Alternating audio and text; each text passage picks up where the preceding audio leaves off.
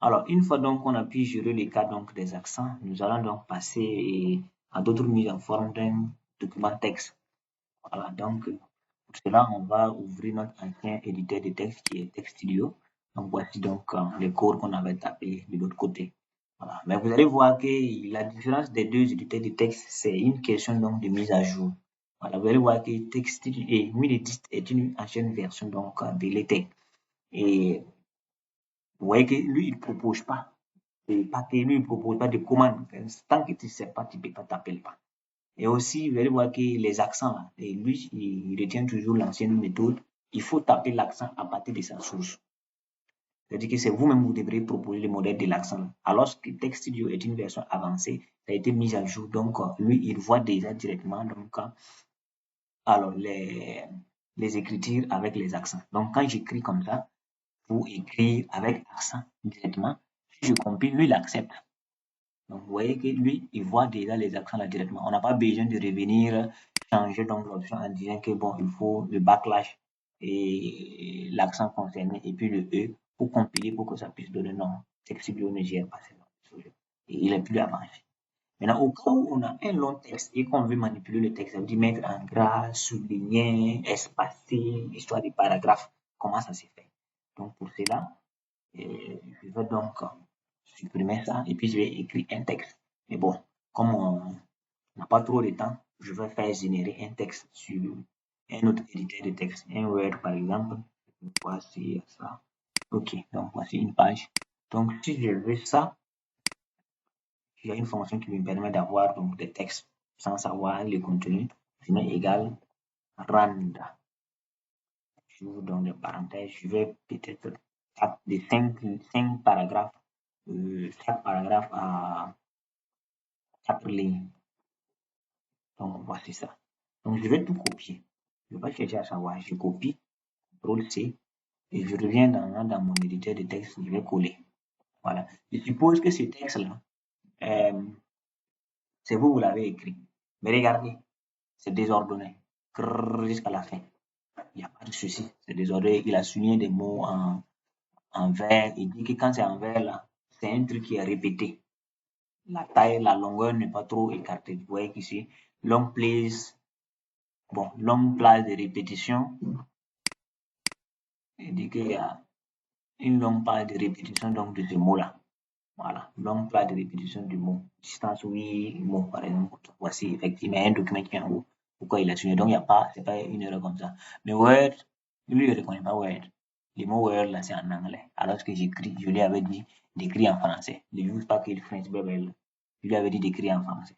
Et puis, je viens écrire en anglais. Donc, lui, il ne comprend pas ça. Mais si je compile ça, vous voyez qu'il avait affiché ça comme ça. Mais au moins, il a laissé un alinéa ici pour dire que c'est le début des paragraphes. Donc, les paragraphes que Word m'avait donné là, lui, il n'a pas retenu ça. Il n'a pas compris ça.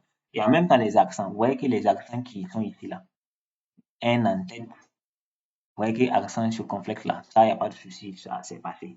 Donc, après avoir utilisé donc ces packages, quels que soient les accents que vous tapez, ça va passer, il n'y a pas de souci, ça marche correctement. Voilà. Mais comment on gère les paragraphes ici? Vous voyez que quand je reviens dans mon code source, c'est délimité en tout cas. À partir d'ici, je vois qu'il y a un retour à la ligne. Mais lui, il n'a pas compris qu'il y a un retour à la ligne ici. Maintenant, pour faire un retour à la ligne, c'est les deux backslash là qu'on écrit. Donc, quand j'arrive aussi à quelque part ici, choisi, ça doit être un autre paragraphe. Quand j'arrive ici, ça doit être un autre paragraphe. Si j'arrive ici, ça doit être aussi un autre paragraphe. Quand je fais comme ça, je compile, vous allez voir qu'il va renvoyer beaucoup à la ligne. Mais est-ce que ce sont des paragraphes? Non. C'est des retours à la ligne, pas des paragraphes. L'un paragraphe est marqué donc par le début de bon, le premier mot avec un alinéa et ça se termine par un point. Donc, on va voir comment on gère ça. Si vous voulez ça, après avoir mis, par exemple, comme ça, au lieu donc de mettre, par exemple, les backlashes, si c'est un paragraphe, vous laissez une ligne vide.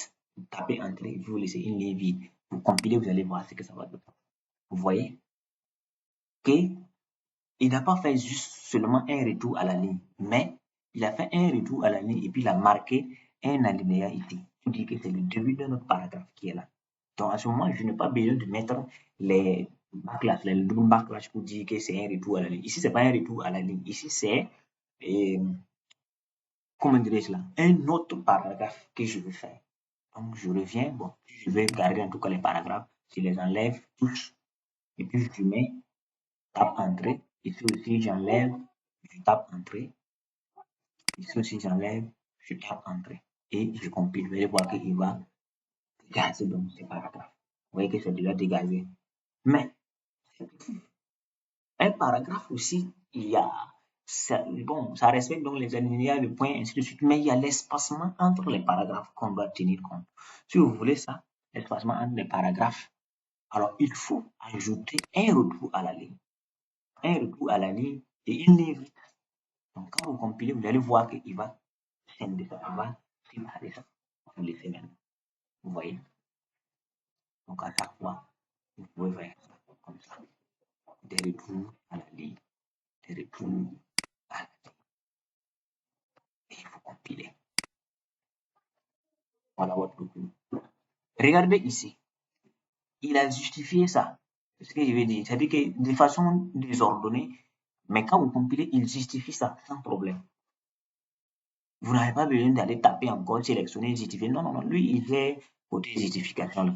Revenez maintenant là où nous, on avait copié ça. Regardez comment Word même nous a généré ça de façon désordonnée.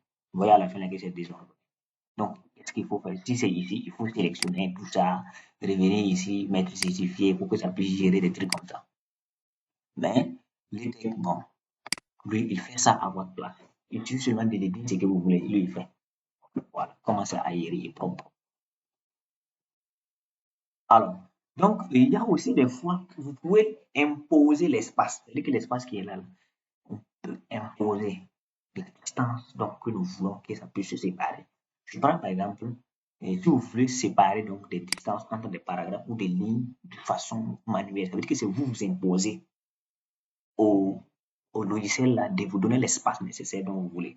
Donc, l'espace qui doit se trouver entre ces paragraphes, ce sont des espaces verticaux et des espaces verticaux.